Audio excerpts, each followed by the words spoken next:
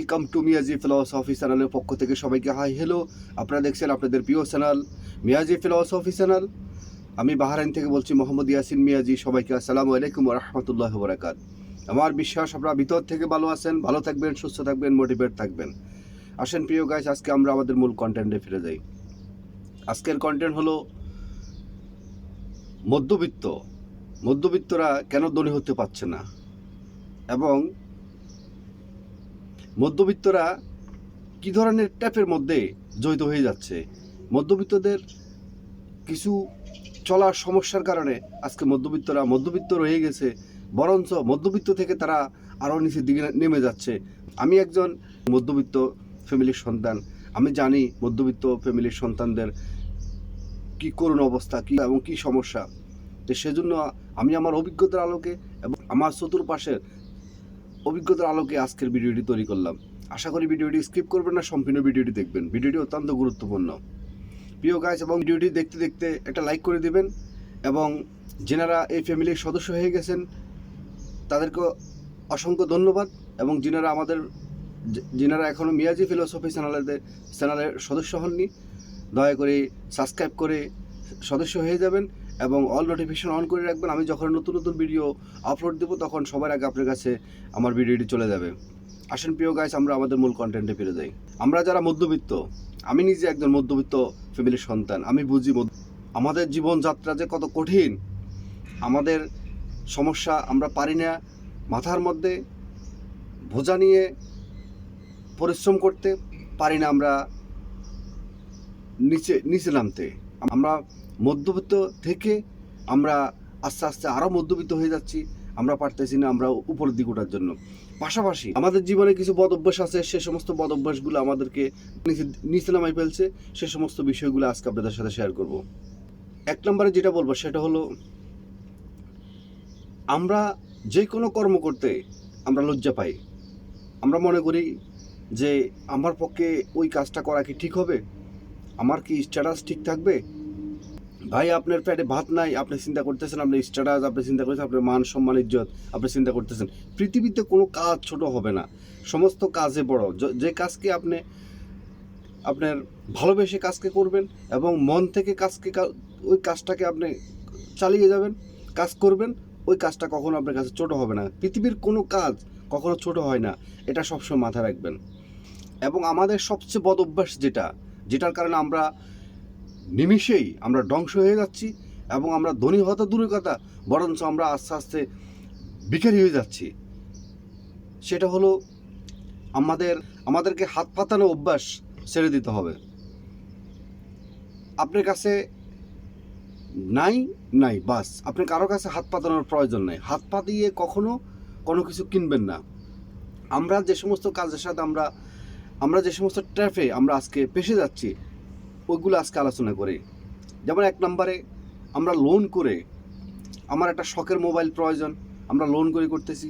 আমার শখের একটা বাসার জন্য একটা ফার্নিচার প্রয়োজন, আমি লোন করে করতেছি। আমার একটা মোটরসাইকেল প্রয়োজন, আমি লোন করে করতেছি। এই যে আমরা লোন করে আমরা আজকে দেখা যাচ্ছে এই মাথা অবধি পর্যন্ত আমরা লোন করে ফেলছি। সেজন্য কিন্তু আজকে আমাদের অর্থ আমাদেরকে বরকত দিচ্ছে না। আমাদের যে অর্থর হিসাব আমরা বরাবর পাচ্ছি না। সেজন্য আপনার যেটুকু সাধ্য আছে, সমর্থ আছে, আপনি যদি 50,000 টাকা দিয়ে যদি একটা মোবাইল কেনার চিন্তা ভাবনা করেন, যদি আপনার কাছে 1 লক্ষ টাকা থাকে, তাহলে আপনি একটা 50,000 টাকার দামের মোবাইল কিনেন। আর যদি আপনার কাছে 50,000 টাকায় আপনি জোগাড় করছেন, আপনার কাছে আছে শুধু 50,000 টাকা, আপনি কিনতে চাচ্ছেন একটা মোবাইল, তাহলে আমি মনে করবো এটা আপনার ভুল সিদ্ধান্ত। আর সবচেয়ে বড় কথা হলো, দেখেন, আমরা গাড়ি কিনি, বাড়ি করি, এবং আপনার 10,000 টাকা মোবাইলও আপনাকে হেলো কথা বলা যায়, আর আপনি 1 লক্ষ টাকা দামের মোবাইল কিনলেও আপনাকে হেলে কথা বলা যায়। তাহলে আপনি 1 লক্ষ টাকা দামের কেন মোবাইল কিনবেন? আপনি 10,000 টাকা দামের মোবাইল কিনেন। আমি শুধু মিডিল ক্লাস যারা আছে, আমার মতো যারা মিডিল ক্লাস ফ্যামিলির সন্তান, তাদেরকেই আমি কথাগুলো বলব। আপনার প্রয়োজন হলো 10,000 টাকা দামের মোবাইল, আপনি 1 লক্ষ টাকা দামের মোবাইলে কেন চিন্তা করবেন না?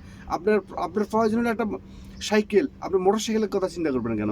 আপনার প্রয়োজন হলো মোটরসাইকেল, আপনি কেন আজকে প্রাইভেট কারের কথা চিন্তা করবেন?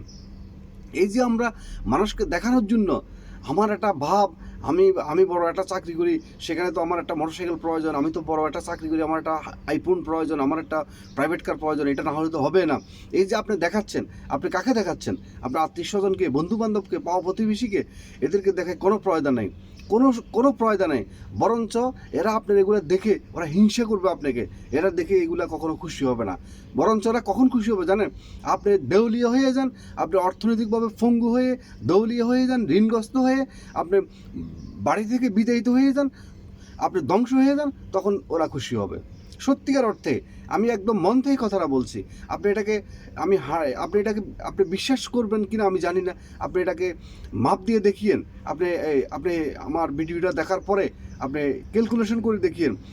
ওরা আপনি ভাবছেন যে আপনি জিনিসগুলো ওদেরকে দেখাইলে ওরা আপনাকে দামি মনে করবে, আপনাকে সম্মান দিবে এবং ওরা অনেক খুশি হবে। বেসিক্যালি আপনার এগুলো দেখে আপনি তাদেরকে দেখাচ্ছেন, এগুলো দেখে কেউ খুশি হচ্ছে না, বরঞ্চ আজকে স্বার্থপর দুনিয়ায় মানুষ বরঞ্চ আপনার এগুলো দেখে ওরা আরও হিংসা করতেছে। ওরা মনে মনে চাচ্ছে কি আপনি ধ্বংস হয়ে যান, আপনি ধ্বংস হয়ে যান, আপনার গাড়ি বাড়ি টাকা পয়সা অর্থ সম্পদ সব শেষ হয়ে যাক, আপনি দেউলি হয়ে যান, তখন তারা খুশি হবে। আপনি আমার কথাটা মিলেই দেখিন, তখন ওরা খুশি হবে। আপনি যে আজকে যে আপনি দেখাচ্ছেন, আপনি টাকা দেখাচ্ছেন, গাড়ি দেখাচ্ছেন, মোবাইল দেখাচ্ছেন, পয়সা দেখাচ্ছেন, এগুলো তো ওরা খুশি হবে না, বরঞ্চ ওরা খুশি হবে উল্টাটা। কারণ স্বার্থপর দুনিয়ার মানুষের কখনো ভালো দেখলে কখনো মানুষ খুশি হয় না, উল্টাটা দেখলে মানুষ খুশি হয়। যখন আপনি ধ্বংস হয়ে যাবেন প্রকৃতপক্ষে, তখন তারা খুশি হবে। তো সেজন্য কাউকে দেখানোর মতো কোনো কাজ করবেন না। আমরা যারা মিডল ক্লাসের লোক, আমাদের সমস্যা হলো আমি একটা চাকরি পাইছি, আমাকে এখন একটা দামি মোবাইল নিতে হবে, আমাকে একটা মোটরসাইকেল নিতে হবে, আমার চাকরি অনুযায়ী আমাকে একটা প্রাইভেট কার নিতে হবে। এই প্রাইভেট কার নেওয়ার জন্য আমাকে লোন করতে হয়। আমি 40,000 টাকা দামের 40,000 টাকা দেন, আমি 40,000 টাকা 50,000 টাকা দামের একটা চাকরি পাইছি। এই 40,000 টাকা 50,000 টাকা চাকরির জন্য আমাকে কী করতে হবে? আমাকে 2 লক্ষ টাকা দিয়ে একটা মোটরসাইকেল কিনতে হবে। এখন এই মোটরসাইকেলটা আমার বেতন তো 2 লক্ষ টাকা নয়।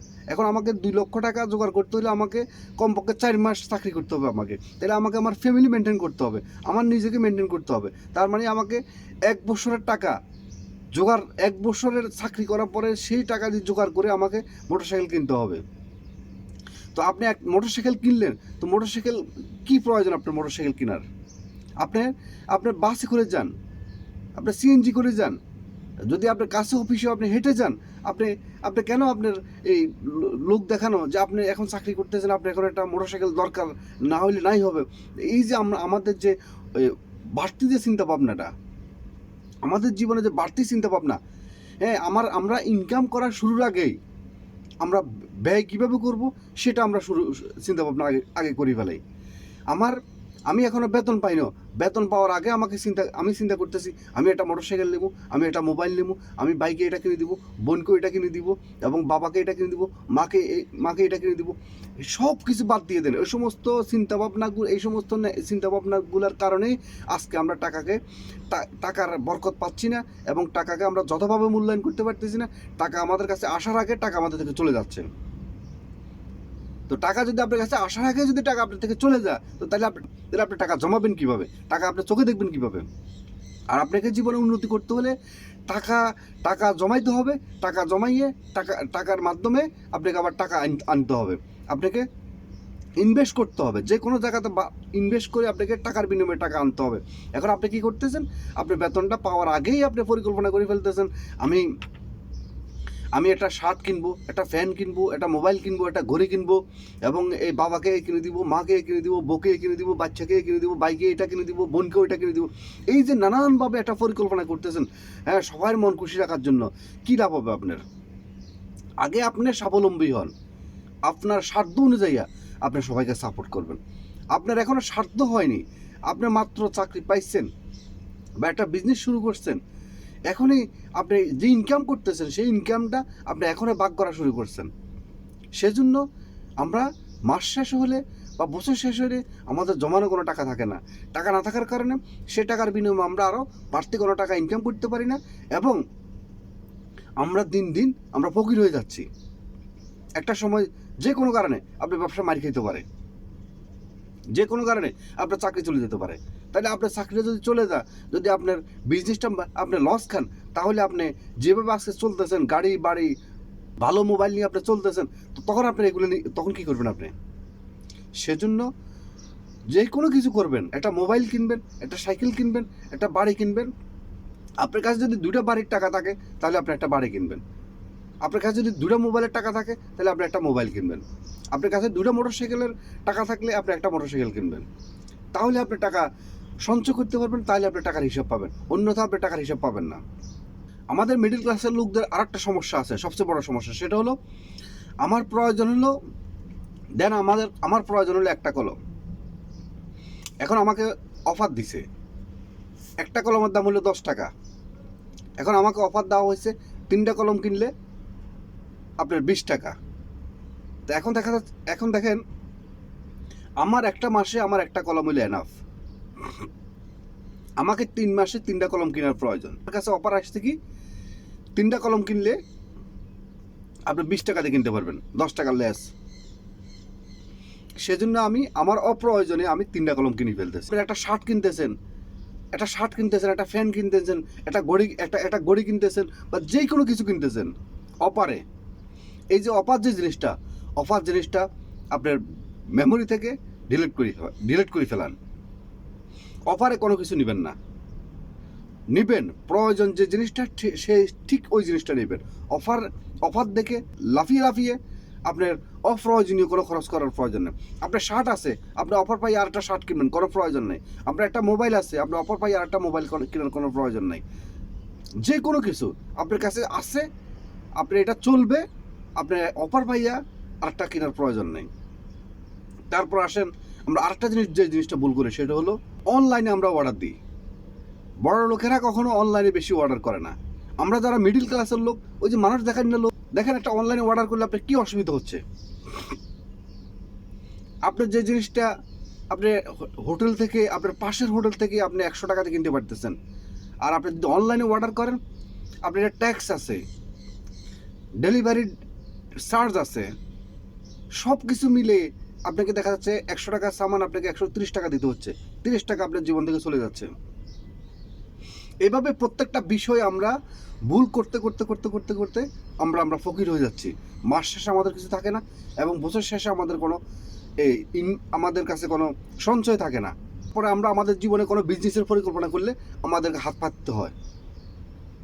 ভাই আজকে থেকে আপনার যা প্রয়োজন, আপনার স্যান্ডেল কিনবেন, আপনার শার্ট প্রয়োজন, শার্ট কিনবেন, ফ্যান কিনবেন। যখন এগুলো থাকবে তখন এগুলো কোথাও অফার পেয়ে এগুলো কিনতে যাবেন না। আরেকটা জিনিস দেখেন, যে জিনিসটা আপনার পাশের দোকান আছে সেই জিনিসটা আপনি কেন অনলাইনে কিনে আনতে হবে আপনাকে? আপনি যেখান থেকে অনলাইনে কিনলেন, আপনি আরও 20% বেশি দিয়ে আপনি কিনলেন, 1 নাম্বার আপনার লস হলো। 2 নম্বর লস হলো কি, আপনার প্রতিবেশী থেকে যখন আপনার ওই সামানটা আপনি কিনলেন, তখন ওই প্রতিবেশীর সাথে আপনার একটা ভ্রাতৃত্ববোধ, একটা সম্পর্ক তৈরি হলো, এবং সে আপনাকে যখন আপনি অনলাইন থেকে কিনলেন, অনলাইনে হয়তো আপনাকে চিনে না, কখনো চিনবেও না। তাহলে আপনার কি হলো? আপনার প্রতিবেশীর সাথে আপনার সম্পর্ক নষ্ট করলেন, আর আপনি অনলাইন নামে এই যে অনলাইন ট্র্যাপের সাথে আপনি জড়িত হয়ে আপনি নিজে লসও করলেন এবং আপনার প্রতিবেশীর সম্পর্ক নষ্ট করলেন। এটাতে দূরে থাকবেন। এবং লোন করে কখনো কোনো কিছু কিনবেন না, বাড়ি করবেন না, গাড়ি করবেন না, এবং এভরিথিং লোন থেকে সবসময় দূরে থাকার চেষ্টা করবেন। লোন থেকে সবসময় দূরে থাকার চেষ্টা করবেন, তাহলে আপনার জীবনে উন্নতি করতে পারবেন। মানে আপনার কাছে যা আছে, আপনি একটা টেলিভিশন কিনবেন, একটা ফার্নিচার কিনবেন ঘরের জন্য, মানে আপনার কাছে যা আছে ঠিক সেই পরিমাণে আপনি কিনেন। আপনি লোন করি, এবং আরেকটা লোনের সিস্টেম আছে কি, যে আপনি একটা ফ্রিজ কিনবেন, আপনাকে একসাথে টাকা না দিলেও চলবে, কিস্তির মাধ্যমে দিলেও চলবে। দেখা যাচ্ছে একটা ফ্রিজের দাম হলো 40,000 টাকা, আপনাকে কিস্তির মাধ্যমে দিতে হচ্ছে 50,000 টাকা, 10,000 টাকা আপনার লস। তো আপনার কী প্রয়োজন? আপনার কাছে 40,000 টাকা থাকলে আপনি ক্যাশ টাকাতে কিনেন, আর যদি আপনার কাছে টাকা না থাকে তাহলে আপনি কেনার প্রয়োজন নেই। সব মিলিয়ে আমাদের যারা মিডিল ক্লাসের লোক, আমাদের সমস্যা হলো আমরা যা করি মানুষকে দেখানোর জন্য করি, যেটা মানুষ দেখে না। আমরা মনে করি মানুষ আমাদেরকে দেখে খুশি হবে, আমাদেরকে রেসপেক্ট করবে, সম্মান করবে। আসলে বিতর্কত বিষয় এটা না, বরঞ্চ এই স্বার্থপর দুনিয়ায় উল্টাটা। আপনি যেগুলো দেখাচ্ছেন, আপনি দামি গাড়ি, দামি মোবাইল, দামি ঘড়ি দেখাচ্ছেন, এগুলো দেখে ওরা খুশি হচ্ছে না, বরঞ্চ ওরা খুশি হবে আপনি যখন ধ্বংস হবেন, দলীয় হবেন, বাড়ি থেকে চলে যাবেন দলীয় হয়ে, আপনার চাকরি চলে যাবে, আপনি বিজনেসে মার খেবেন, তখন ওরা খুশি হবে। মিডল ক্লাসের লোকের জন্য আজকে আমি ভিডিওটি বানাইছি। আমি নিজে একজন মিডল ক্লাস ফ্যামিলির সন্তান। মধ্যবিত্তদের এই সমস্যার কারণে আমরা সব কাজ করতে পারি না, আমাদের চক্ষু লজ্জার কারণে। আজকে থেকে কোনো কাজকে ছোট মনে করবে না। আসেন, আমরা মিডল ক্লাসের লোকদের আমাদের পোশাক আশাকগুলা মানে হিরো ভাব, মানে ব্র্যান্ডের ছাড়া আমরা কোনো কিছু কিনি না। আপনি দেখেন যারা আপনার অনেক পয়সা, অনেক বিলিয়ন পয়সার মালিক, কোটি টাকার মালিক, তারা কিন্তু আমাদের মতো পোশাক পরে না। তারা নর্মাল স্বাভাবিক জীবনযাপন পরিচালনা করে। আর আমি আপনারা কি করি, আমরা এমনিতে মিডল ক্লাসে আমরা একটা ট্রাফিক পড়ে আসছি, আমরা একটা সমস্যার মধ্যে পড়ে আসি। সেই সমস্যা থেকে আমরা মানুষকে দেখানোর জন্য আমরা হুড়ামকি করি, আরও দামি পোশাক পরি, দামি গাড়ি কেনার চেষ্টা করি, দামি শার্ট, দামি প্যান্ট, দামি ঘড়ি, দামি মোবাইল। আমার প্রয়োজনের একটা স্যামসাং মোবাইলে আমার চলবে, অথচ আমি কিনতেছি একটা আইফোন 3 লক্ষ টাকা দিয়া। ওভারঅল আজকের ভিডিওটির মধ্যে আমি শেষ কথাটুকু বলবো, অন্যকে দেখানোর জন্য লোন করে, অপ্রয়োজনে অফারে, অনলাইনে কোনো কিছু সদাই করবেন না। নিজের যেটুকু প্রয়োজন ঠিক এতটুকু, নিজের সাধ্য যেটুকু পয়সা আছে অতটুকুর মধ্যে আপনি আপনার জীবনযাপন পরিচালনা করেন এবং হাত পাতানো বন্ধ করেন, লোন করা বন্ধ করেন। আজকের ভিডিওটি এখানে শেষ করলাম। আবার অন্যদিন নতুন আরেকটি ভিডিওতে আবার দেখা হবে, কথা হবে। ততক্ষণ পর্যন্ত ভিতর থেকে ভালো থাকবেন, সুস্থ থাকবেন, মোটিভেট থাকবেন এবং এতিম অসহায় মানুষের পাশে দাঁড়াবেন। আবারও মিয়াজি ফিলোসফি চ্যানেলের পক্ষ থেকে সবাইকে আসসালামু আলাইকুম ওয়া রাহমাতুল্লাহি ওয়া বারাকাতুহু।